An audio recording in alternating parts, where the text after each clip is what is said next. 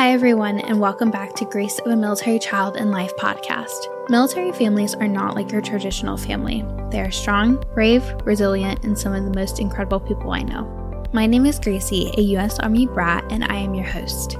I am honored to be able to give military family members like myself a place for them to share their stories and experiences in the military life. Stay tuned for this week's guest.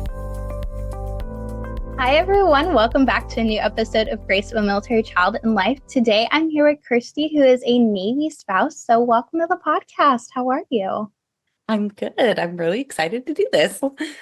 Yay! Yeah. So tell us what it's like for you to be a Navy spouse. Being a Navy spouse has probably been one of the most fulfilling and hardest things I have ever done in my life. I'm a mom of 3 and I've gone to school, and this is still probably tops the hardest thing I've ever done, but it has been the most rewarding thing we have ever done. And I love it. I really do love being a Navy spouse. Yeah. No, it's such a fun, like you said, you can do so many things. You can go to school, you can, have a successful career, but things like this, and we were even, kind of just talking before, like you get such a fulfillment from the military life that you really, from an outsider's perspective, if you haven't like lived it, grown up around it, then you don't necessarily think that it would be so fulfilling. You're like, oh, this is going to suck. This is going to be hard. And it is. It's going to suck and it's going to be hard, but it is seriously the most fulfilling. Yeah. And my husband comes from a military family. I do not. And so we were both in agreement when he went in, because he went into boot camp a year after, a week before our 1-year anniversary. So it wasn't something we were planning on. It just kind of fell into our laps and we felt great about it. And so it was a big learning curve because I didn't have anybody to ask. And so that the first chunk was really hard, but then I got it all together. I still am learning a lot, but it was like, okay, I can either be upset about it or find fulfillment in it. And it's been great ever since. Still frustrating parts. Some things I still want to bang my head against the wall. But it's great. Yeah, no. And it's definitely that thing of, okay, I struggled with my dad deploying. I think most people struggle with their, loved one deploying. And, I was 9, so it was a little harder for my brain to understand it. But it's the thing of, okay, you can be upset about it for a little bit, but you still have to like pick up your life, continue, move on. Like, he was going to be gone for 400 days. Like, I can't necessarily sit around crying for 400 days. Like, that's going to be a long, long, long time. So you kind of have to pick up with it, continue. I still cried quite a bit, but once you get past that, then like, okay, we're still moving on. And that's what they would want you to do, right? They're doing their job. And, they don't necessarily want to be away from you for, even a couple days. But this is their job. This is what they're told to do. And so it's just how it happens. Yeah. And I think what you said, like, you can either choose to cry for the 400 days or pick yourself up. And I think that's something that is being talked about more, is that it's okay to be sad and upset and frustrated as long as you continue on. So that's what I like to tell my kids, is like, you can feel sad and happy while dad is gone. Like, you're allowed, like, inside out. You can feel 2 emotions. Yes. And it's okay. This is the perfect time for it. Military families, inside out too. Yes, exactly. Because I think it was just like, it was either you suck it up and you be happy, or you're going to be miserable. And it's like, well, why can't it be both? Why can't it suck for a time, but I keep going and then it gets better? Like, I think that's something that we've really learned in our family, is it's okay to be both, as long as you don't just be one and you stop. And so, anyway, I think that was a great point that you brought up. So, yeah. And for kids, like you were saying, like, it's hard for, even if we compare it to Inside Out, like Riley as a child really just had that set of emotions. And so as a kid, you only know to be, happy or sad or frustrated or, only that set. But then as you age, you get these more emotions and Hmm. feelings that you don't know how to deal with. And you're like, oh, I can only feel one of these. No, you can feel them all at the same time. You can still cry and be happy about something. Like it Yeah. might seem difficult, it might seem impossible to do, but you can do it. And even like it just stems from that, like knowing how to deal with your emotions. And, even as an adult now, it's still hard to deal with your emotions. Like it does not get any easier. It's very true. And that's okay, but we can do it and have all the emotions and be okay as long as we don't let it stop ourselves. And that's something I've really had to learn as a Navy wife. Like I can't let it uh affect me. I mean, I'll let it affect me, but I can't let it Yeah. halt what I'm doing in every other aspect of my life. Like it's okay to take downtime and to rest. And we have pizza nights or whatever nights for a week when he's gone for the first time for, the deployment or the underways or the trainings. And then Right. we get back into a normal schedule. Like it's okay to take that time and then to get back into a normal schedule. So that's what we've tried to do in the Yeah. 12 years we've been in. But see, even after being in for 12 years, it doesn't get any easier. No. And you wish you could say it does get easier, but in all reality, there's always, sure, it might be a little easier to adjust to a new duty station or, put yourself out there to make friends, but there's still going to be another challenge. Hmm.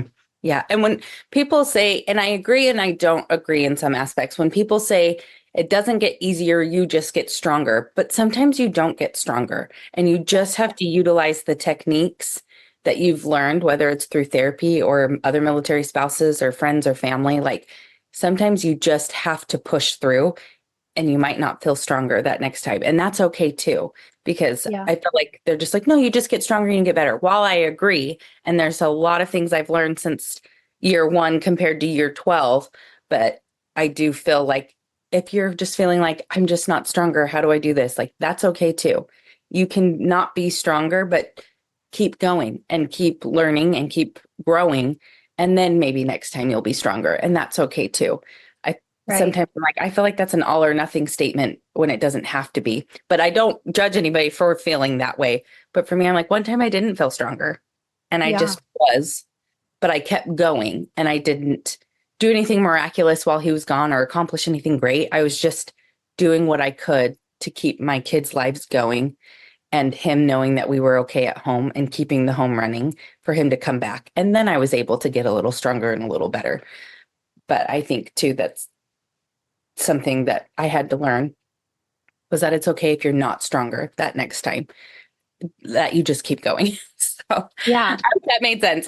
Yeah. No, you really just have to keep going. It's like working out, right? Like you could hit a personal record one day and then the next day, you can't even do it. And Yeah. so it's like you have to keep just showing up. You have to keep putting in that effort and that dedication to be Yeah. able to get to that point.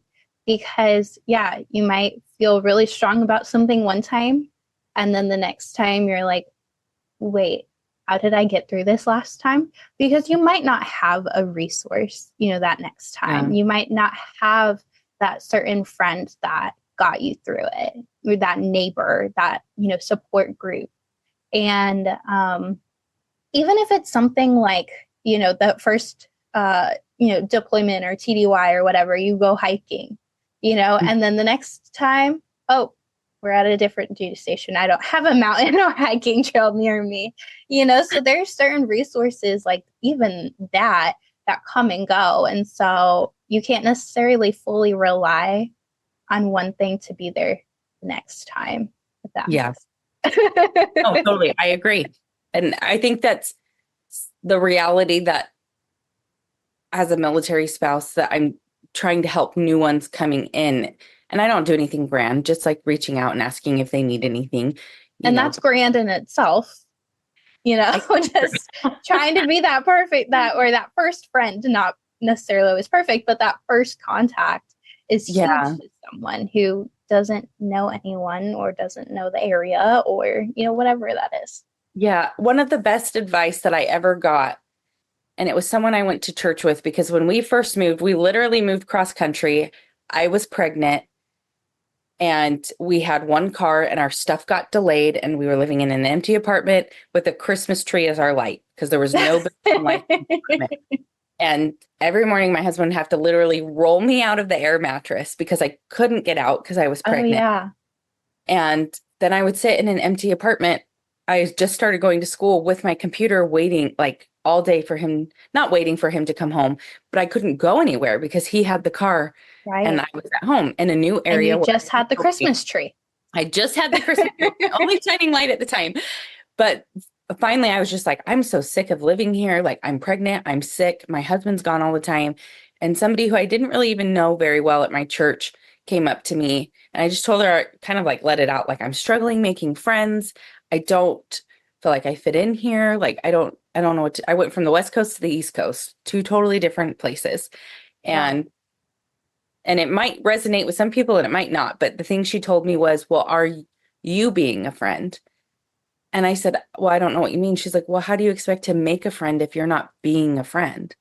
And then Right. I was like, oh, I see what you did there. I don't like it, but I see what you did there. I see what you're saying.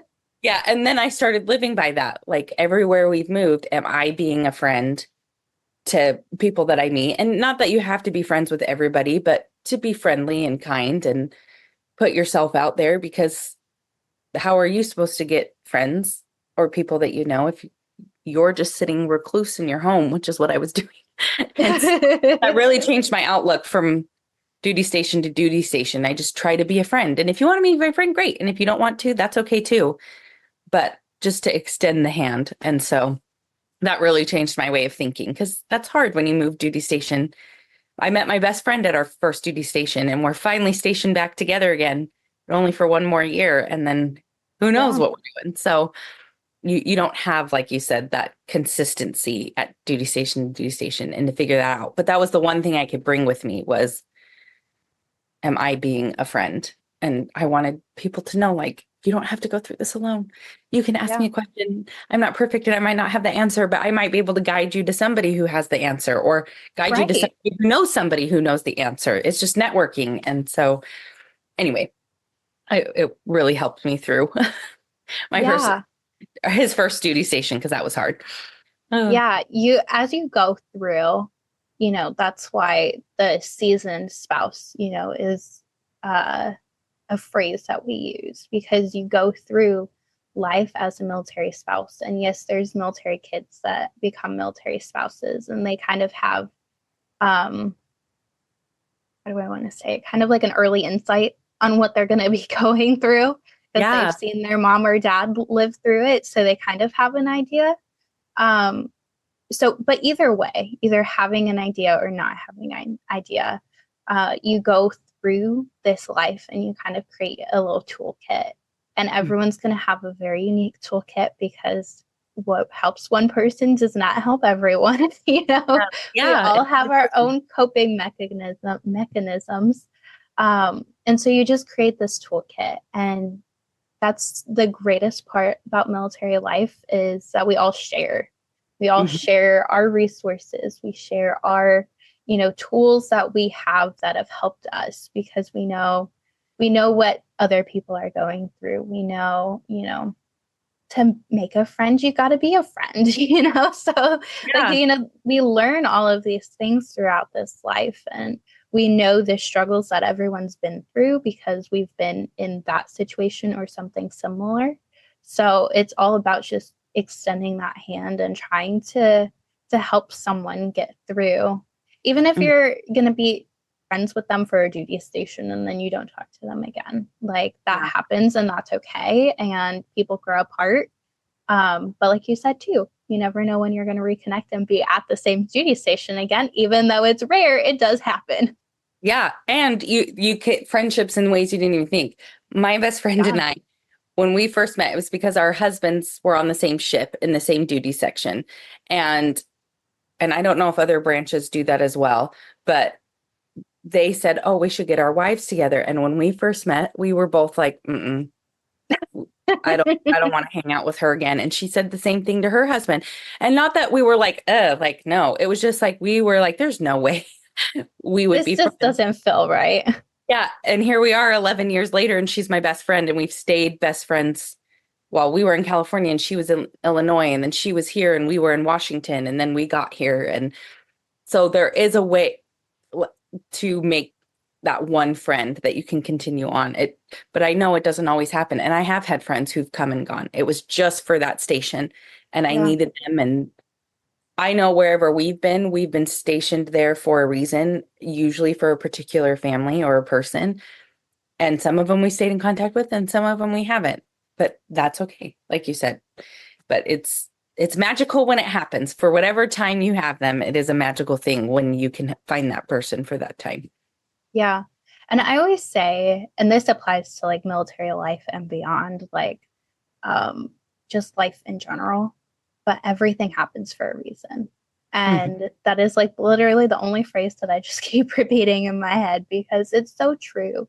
yeah, And like you just said, like you've been at duty stations and stations places just, because you can make a difference in one person's life mhm, or because somebody's going to make a difference in your life. Like you don't necessarily know what the reason is when you get there or when something happens.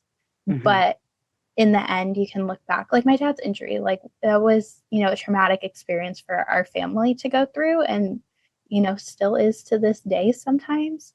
But we Mhm. look back and we're like, but no, look at all of the incredible things that have happened because XYZ happened. Yeah. Because this happened, we were able to do this. Because this Mhm. happened, we were able to achieve this milestone that we never thought we would want to achieve. And Yeah. so, whether it's something as traumatic as what we went through, or something that's just like, oh, this is a minor inconvenience, like everything happens for a reason because Mhm. you never know whose paths you're going to cross with, who you're going to meet, where you're going to go, what opportunities you're going to get. And it's really incredible. Yeah. And I think being a military, even whether you're a military child or a military spouse, you learn to become more appreciative of what you have because Yes. so much is taken, whether it's your choice or not, mostly not your choice. Right? I'm grateful. He's been in for 12 years. He's only been home for 5 of my birthdays. And so Wow. then you become grateful for the birthdays you do have together, or you figure out you can take that step back and go, oh, like that's what it was for, looking more at the positive. I have met some Navy spouses or spouses in general who do tend to go towards the negative, but something that I learned to say, well, are you going to make it let you better or bitter? And that's up to you. You can choose, and I'm not going to judge you. Or even sometimes I tell that to myself, am I going to take the better road or the bitter road? And I'm not going to be mad at myself if I choose the bitter for the time. But I've seen bitter overpower military spouses, and I've seen better empower over military spouses and families. But I just feel like we are in this situation where we have to find the positive a lot more because sometimes we don't have a choice. And Yeah. some like probably like your dad's injury, like that's Yeah. not something you probably would have ever expected. And a lot of that's going to happen in the military. And Right. you to find those reasons of like, oh, okay, well, that was horrible. And I never want to go through that again. But yeah, that was beneficial to our family and that helped us. And we went through some really hard things a few years ago that I never would have thought. And I was just like, why are we going through this? Yeah. Why is this helping? But now taking a step back, it's just like, oh, I get it now. It Okay. makes sense. All right. One of my favorite analogies is if you see a picture and you stand really close to it, you're going to see all the ugly brush marks. You're going to see some of the colors Right. that don't make sense. And you're like, why the heck did that artist do it? But then when you take a step back and you see the full painting revealed, and that stroke was necessary, that brush type was necessary, that ugly color was there for a reason, and you see the beautiful painting, then you're like, oh, okay, it was necessary. And it was just that little corner of that painting. It was just that little corner of time. Because I never would have guessed 12 years later, my husband's still in and he's going to keep going. I never would have thought we'd gotten here, but I blinked and it's here and it Yeah. goes so No, fast. for real. So And that's just kind of helped me put it into perspective of like, okay, this is just a little corner of my painting. This is just a little blip in time. But that it's necessary and it'll help my painting grow. And so anyway, I hope that made sense. But Yeah, no, because I mean, even like you said, your husband left right before your first anniversary, right? Like, 1 week before.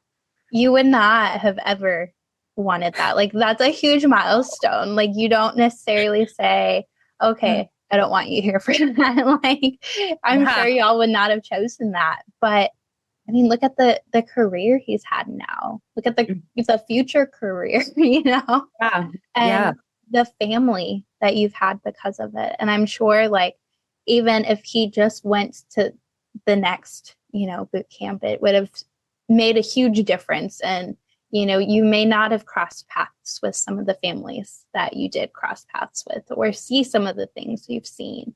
So, like, even at the beginning of military life, it sucks from literally the very second that contract is signed and you've got some roadblocks there.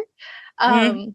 But like you said, 12 years later, you're able to step back. And I love the picture analysis because I've always heard the puzzle analysis and Oh, I looking haven't at heard that one. yeah. So like, I mean, a puzzle, thousands of pieces or hundreds, depending on what kind you do. And it's just one little piece and it might be the ugliest little piece. But in the end, you step back and you do the whole thing and it looks like this most gorgeous, picture, whatever it was, in the end. So, I mean, very much the same Yeah. deal. But 12 years later, you're able to step back and look at it and be like, oh my gosh, my dad's injury, we're at 12 years Oh, or wow. 13 years. 13 years is going to be November. So, we're able to step back and look 13 years later and say, look at this beautiful painting or puzzle that's, still consistently in the works. Yeah. No, it's so true. 12 and 13 seem to be a really great number. My Yeah, husband and I are celebrating 13 years of marriage. So there you that, go. look at those numbers. I love it. But yeah, it blows you away. And sometimes his first enlistment was so hard.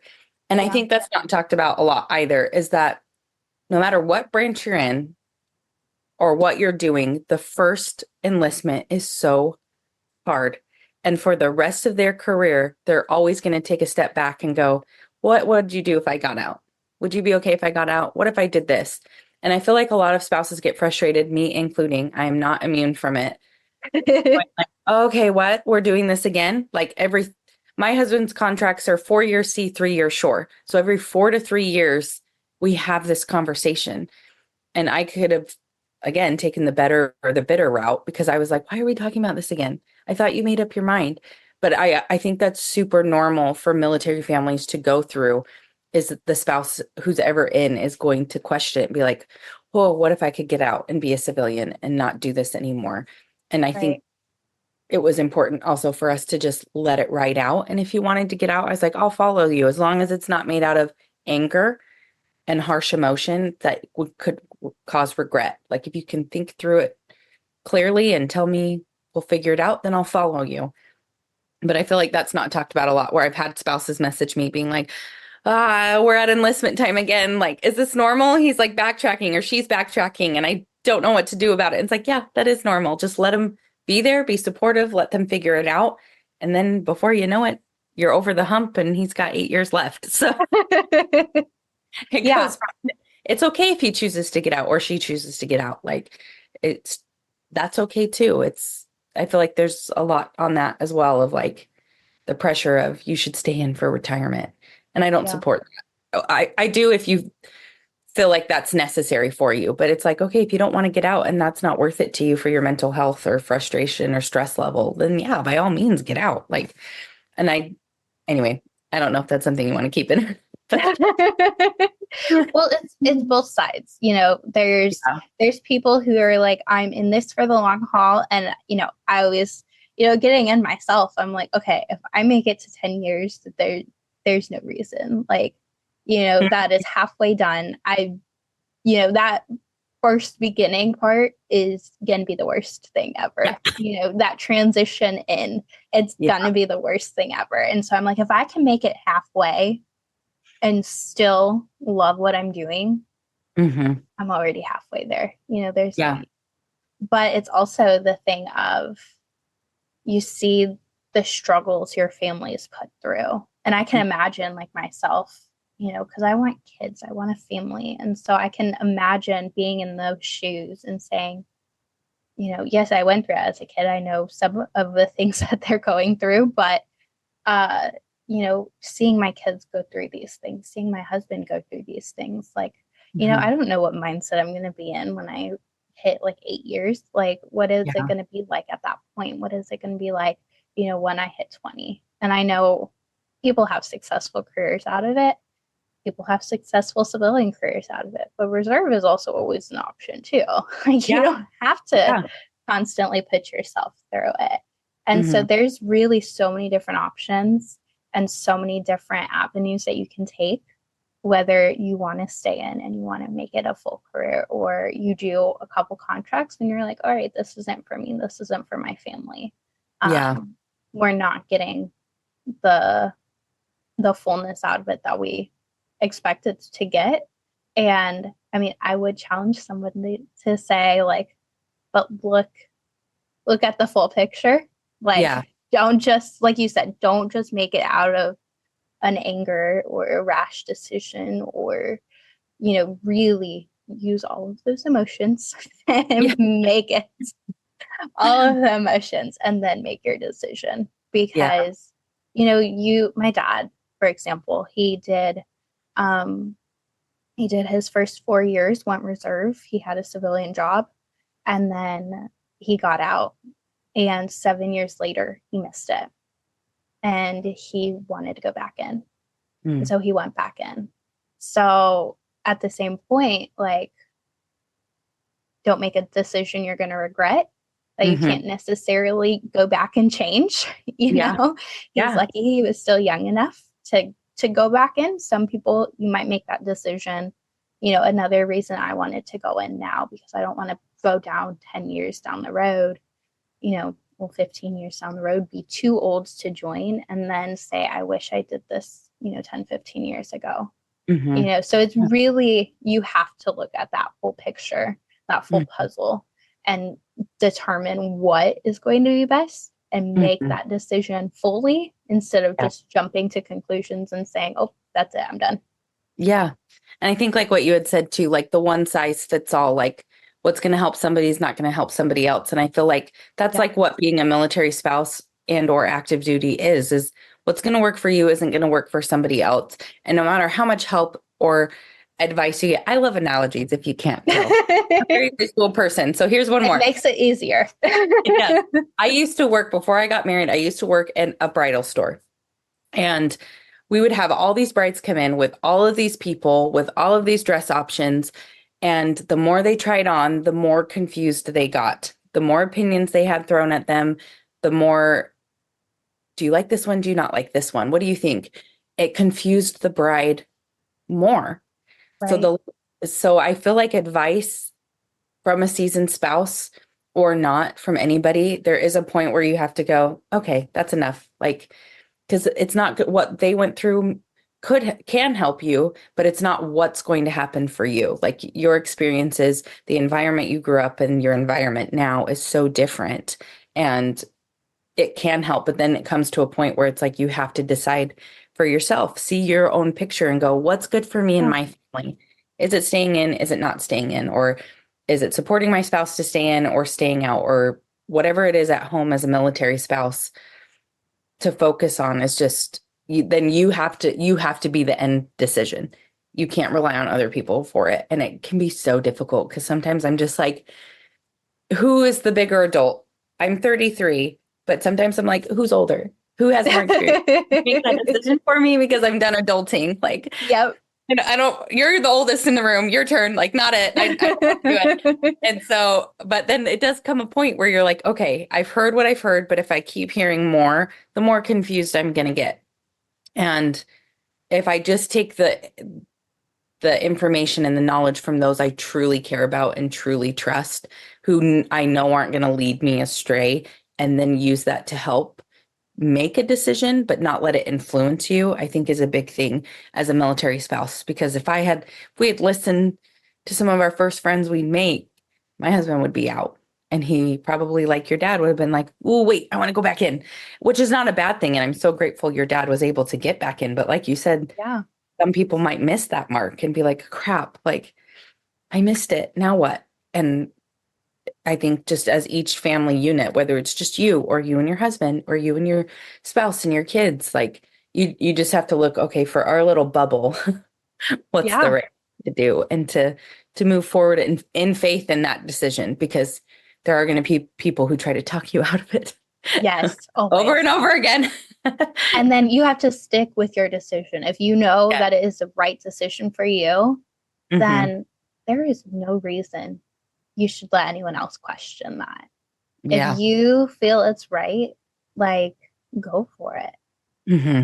Don't look back, because Yeah. that is going to be when you you question. You're like, why didn't I do this? It's because Yeah. you listened to someone else. And I think we all have that at least once in our lives, where you Yeah. listen to someone else and you're like, yeah, well, crap, I missed out on something. I didn't do something that would have led me to this path. Hmm. Um, but again, I always go back to everything happens for a reason. So Yeah. Yeah. No, it's so true. And had we listened to the people, and I know people who've gotten out, who've had successful careers, and I'm so happy for them. But for our family and for my husband, I would have been so sad to see now, like what I know now and what we've experienced, to have missed out on all of that. Because being a military spouse is so unique. Even though there's a lot of us, we are still a small population of the country. And it's this tight knit thing if you want it to be. And it's like, just like your spouse and you, when you go in, you're going to have all these fun stories of the people you worked with and the relationships you built. And that's just like military spouses. We just have it at a different angle. And I would be so sad if I looked back and been like, oh, I missed out on all of that. Like I've learned and grown so much because of what we've been through. Whatever, everything happens for a reason. Like you said, yeah, it's made me the person who I am today. And no matter what you do in life, if your spouse or you choose a different career, there's gonna be hardships. There's gonna be frustrating things. There's gonna be things you're gonna want to pound your head through a wall, or hope somebody takes a long walk off a short pier. Like you're gonna feel no matter where you go. And I feel like yeah, this is the best place, because I've tried to make friendships before my husband was in the military. Not everyone's like this, I know, but a lot of right, the girls were very much nice to your face and mean to your back. right. But all the women I've met, some are the exclusion, but most women that I've met have been so supportive and have been amazing and encouraging, and they really do want the best for you. And I'm sure you can find that in other civilian branches of the world, but Right. I just feel like it's just different. And being active duty and being a military spouse, it's just a fun little, I don't want to say club, but It it's a kind fun of thing. is.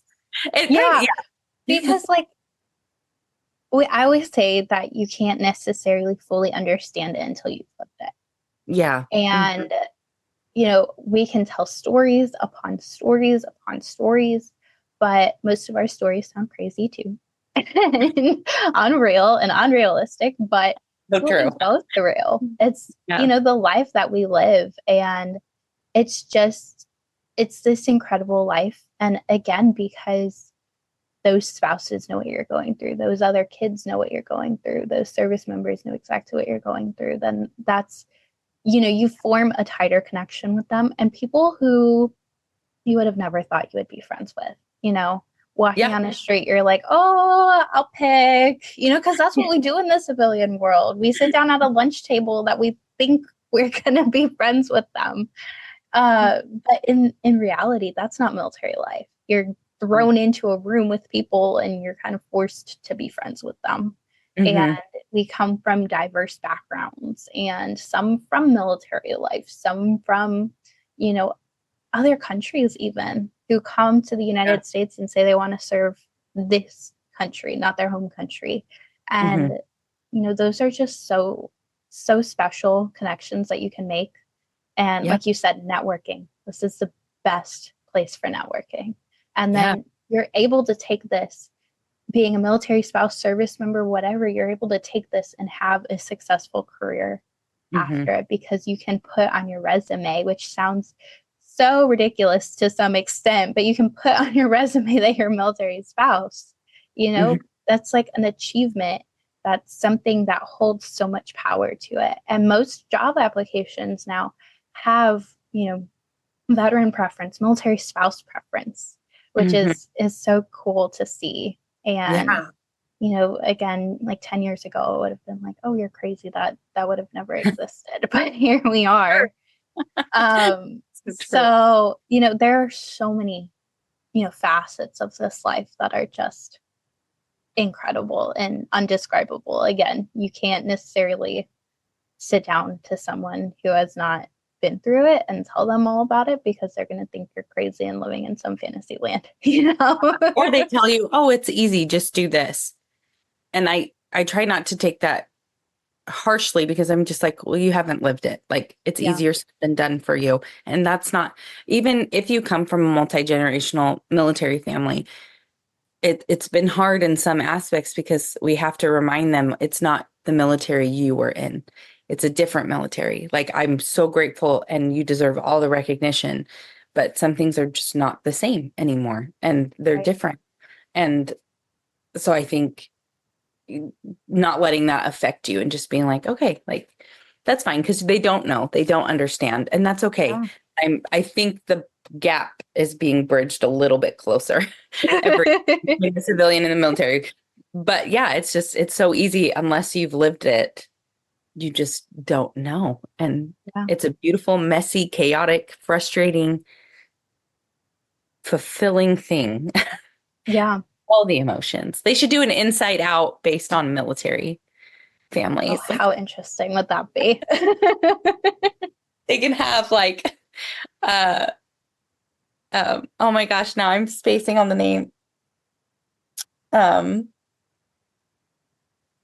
Murphy's Law, like as a Yes. character, like deployment stress and Everything, literally anything we addresses go and through.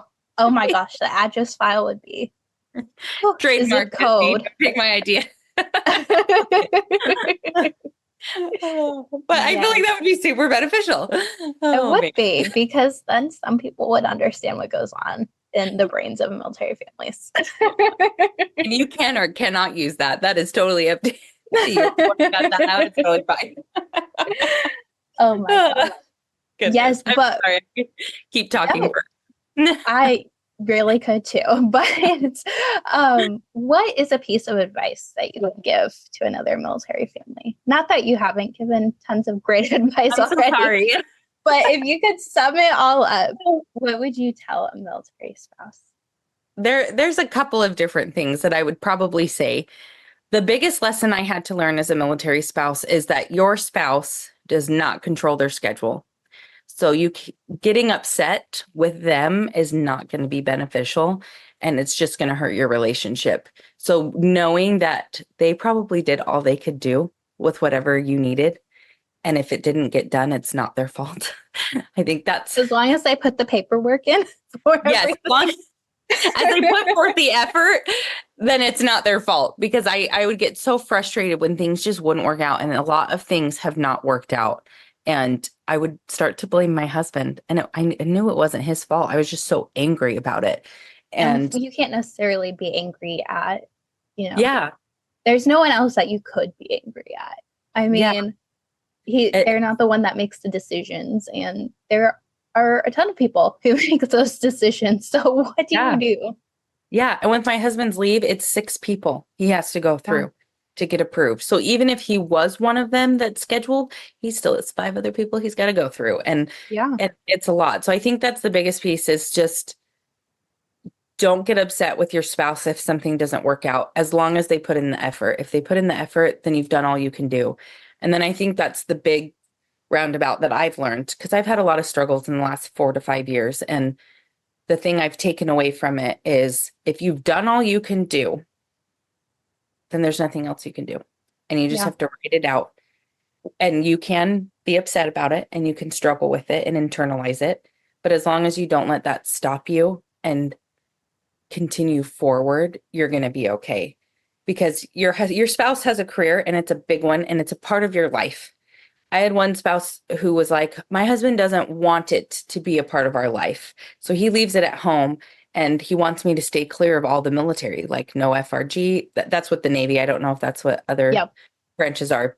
We had But that in the Army at least. So, oh, okay. Yeah. So FRG or the MWR or all these things, her husband didn't want her to be a part of it. But I was just like, the military is a lifestyle, whether yeah, you want it to or not, it's going to creep in.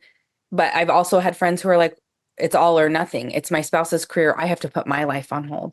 And I just don't think you don't have you to. don't have to. Your plan just might look a little different and it might take a little longer and it might have more speed bumps or potholes in it than you wanted to. For Yeah. example, I'm so sorry. I talk a lot, so I apologize. Tell me to stop if you need me to. You're good. But I really wanted to graduate with my bachelor's degree. But Yeah. because of my husband, I started when he went in. It took me 7.5 years to get my bachelor's degree. And it was Yeah. hard. And I would cry because I would see friends graduating who started at the same time as me. And I was nowhere near done. And that was really hard. And I had friends telling me, why are you going to school? Your husband's career like should be your focus and you need to put your dreams on hold. And I was just like, You don't have but to. why? Why? We don't have to do that. There are some points where you have to, Yeah. sure, like one semester could be, a PCS is coming up and balancing family, PCS, moving, everything. Mhm. Yeah, sure. You might have to take a lighter load or put it on hold for that semester. That doesn't mean you have to put it on hold permanently. Yeah. Like you always can go back. Yeah, exactly. And I don't know why some have that mindset. And I hope that that has helped them prosper in their life. And I wish no ill will. But for me, it didn't sit well. And it was just like, I don't have to put my dreams on hold. I might just have to alter my dreams a little bit. And it might take a little longer. I didn't expect it to take 7.5 years. But then I went on to get my master's degree and I did that in 2. So you Yeah. just don't know. So if you want to cut all that out and to round it wholly is that with your spouse. They're not in charge of their schedule. And if you've done all you can do, you've done all you can do. And there's no need to stress because stress will come and it'll hit hard. Yes. But to know and take pride in, I've done all I can do. Now it's out of my hands. And to just don't put your life on hold. Go after your dreams, even if it takes you forever, because you're going to regret not taking that step.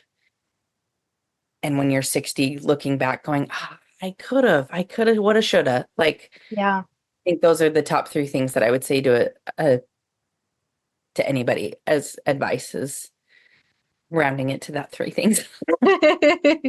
No, I love that. And it's all such good advice that, you have to learn to deal with. And Mhm. no matter how hard it is, you just have Yeah. to keep pushing through it and you're going to get through it. Yeah. And even if it's just an inch, something in Yes. school I told myself is progress, no matter how small. And if you need to compare yourself to yourself because progress Yeah. looks so different on everybody else, every family, every person, every child. And even if you only moved an inch, You it's move an more. inch. Yeah. You're like one step closer to that finish line. So that's all that matters is that you just see that progress is positive and not like put that pressure on yourself to Mhm. say, oh, maybe you don't move an inch one day. Maybe Yeah. you move like 10 the next. And that's okay too. Yeah. I agree. It's a hard and beautiful thing, but all of life is hard and beautiful. And as long as you don't give up, you're winning. You're progressing as long as you're still trying. That's all that matters at the end of the day in my book and our family is, well, did you try? Yeah. Did you try your hardest? Yeah. All right. You're good. That's all I Yes. care about is seeing you try. It's when you give up that I'm like, If you want to give up, okay, but then you're done. Like you're out for the count, and that has to be okay with you. And so anyway, sorry, I could keep going. I apologize. You're good. I love that. And it's such good advice to keep remembering, not just for you, but for your family and who's around you. It's true. It's true. Yes. Well, thank you so much for being on the podcast and sharing what it's like for you, and so much good pieces of advice to take with you throughout this military life. Oh, thanks. I love it, and I wouldn't change it for the world. Thank you for listening to Grace of a Military Child and Life podcast. If you enjoyed this episode, be sure to give it a like, follow, and comment. Also, be sure to check out Instagram and Facebook at Grace of a Military Child and Life for more awesome content. For information on the podcast, Military Child Bigs and Littles, GoAMCL blog, or other resources, visit www.goamcl.org. You can also email me at Gracie, that's GRACIE @GOAMCL.org with any questions or comments. To be a guest on the podcast, you can schedule it at www.goamcl.org/schedule a podcast, all one word, or contact me via social media or email. Stay tuned for the next episode where another incredible story is shared.